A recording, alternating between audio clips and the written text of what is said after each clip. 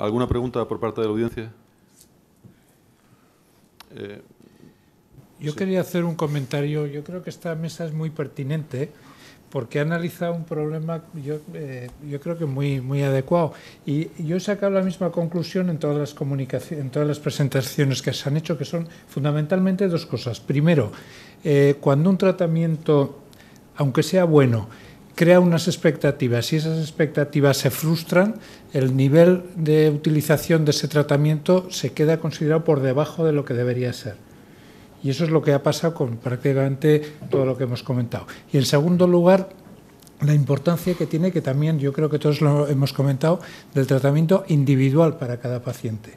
Cuando un tratamiento se generaliza, y eso puede que sea parte de que la expectativa se frustre, cuando se generaliza las cosas van mal y entonces se pierde la utilidad de la individualización del tratamiento. ¿Alguna pregunta? Yo le quería preguntar al doctor Carmona si el éxito de la modulación está en la serie sobre un 70%, aunque alguna serie ha caído al 25%, pero realmente parece que es suficientemente alto, y realmente no es tan irreversible como el hacer una ablación AV, que sí tiene una tasa de éxito más alta, pero requiere la implantación marcapasos. ¿Por qué no empezar primero con la modulación y posteriormente ir a ablación en el caso de que la modulación no tenga éxito? ¿Hay alguna cosa en contra de esto? Es que eso es lo que dicen todos los estudios, y cuando uno se pone a revisar, dice, bueno, ¿por qué hemos dejado de hacer modulación? Si es lo que, bueno, las guías dicen, bueno, son los estudios que se ha dejado de usar, pero realmente el plantearse, cuando hay que hacer una ablación, plantearse antes hacer una modulación, podemos resolver el problema a un 50% de los casos, y sin embargo lo hemos dejado de hacer, a un 50% de los casos que se van a beneficiar de esto.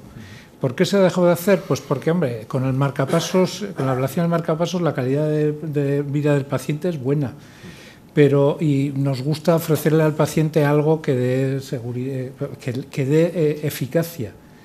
Pero bueno, la conclusión que se saca revisando un poco todo esto es que bueno, esa es una vía que se ha abandonado sin tener por qué, creo yo. Yo creo que un factor que influye es la carga asistencial. Claro. Yo creo que cuando hemos empezado a hacer estas cositas, con las 4 cosas que hemos hablado hoy aquí precisamente, estaban orientadas, por un lado, a una población de pacientes bastante reducida, no como la masificación que tenemos ahora de implantación de dispositivos y de ablaciones de todo tipo, y ya no digamos el tiempo que consume la FA, ¿no? Entonces, eran cosas ya más personalizadas. Queríamos tratar a un paciente muy concreto de una determinada manera, que no había respondido a una terapia farmacológica que nos enviaba el clínico, ¿no? Ahora yo creo que estamos más en la línea de si con un solo procedimiento podemos resolverle la papeleta al paciente y a nosotros mismos, pues mucho mejor, ¿no? Entonces yo creo que eso también influye. Una pregunta. En cuanto a la modulación del nodo AV, ¿no creéis que la aparición de un bloqueo AV tras la modulación limita mucho el uso de la modulación y preferimos incluso implantar el marcapasos antes porque se quedan muy dependientes del marcapasos si tienen un bloqueo AV, y una vez que está el marcapasos con unos umbrales nos atrevemos ya a hacer la ablación del nodo AV? ¿Creéis que merece la pena correr el riesgo de un bloqueo AV sin implantar un marcapasos?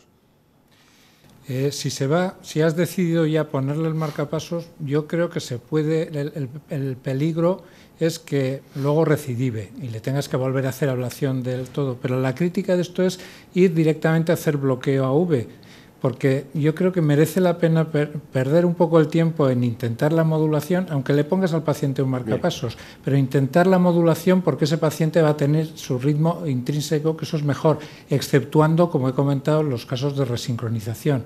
Pero esa es la idea.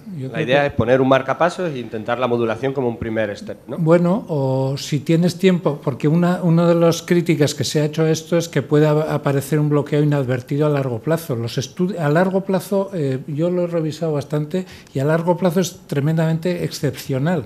Si el paciente en los 2 o 3 primeros días no hace eso, ya no lo va a hacer. Y por otra parte, a la hora de hacer la ablación, con algunas limitaciones, nosotros cuando hacemos una ablación a una taquicardia intranodal, sabemos cuando hemos tenido algún problema y sabemos seleccionar al paciente que hay que monitorizarlo 48 horas.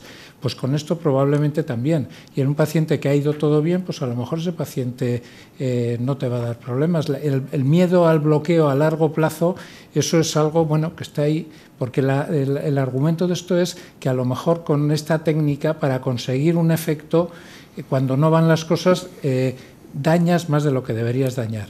Pero bueno, si lo haces con ese planteamiento de decir, vamos a ver ese 50% que solo con una lesión de la vía lenta lo vamos a mejorar, ¿por qué hemos perdido esa capacidad? Es la reflexión que se hace, ¿no? De hacer algo que puede ser útil. Y otra pregunta para el doctor Jiménez Candil. ¿En el registro de ablación se ha visto alguna caída del número de ablaciones del nódulo sinusal o de modulaciones del nódulo sinusal después del uso de bravadina? Pues esa pregunta también me la planteé yo y de hecho analicé con minuciosidad todos los registros publicados. El doctor Barón ha sido responsable y no aparece como un sustrato específico la ablación de la taquicardia sinusal inapropiada dentro de los ítems, dentro de los sustratos que se comunican. No sé si él tiene algún dato específico al respecto. No tengo ningún dato. Nosotros utilizamos la ivermectina porque clínicamente responde muy bien. Los pacientes que tienen este tipo de patología también suelen ser mujeres con tensiones bastante bajitas y entonces en estos pacientes los betabloqueantes y los calcitonistas, a pesar de que los primeros estudios no lo decían, tienen muchísimos efectos secundarios y la ivermectina no baja la tensión y la utilizamos con bastante éxito, entre comillas, porque tenemos pocos casos, ¿no?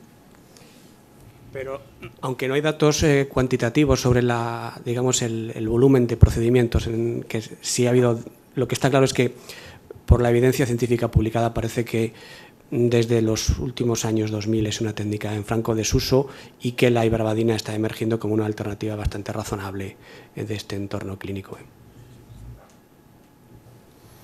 ¿Hay alguna pregunta más?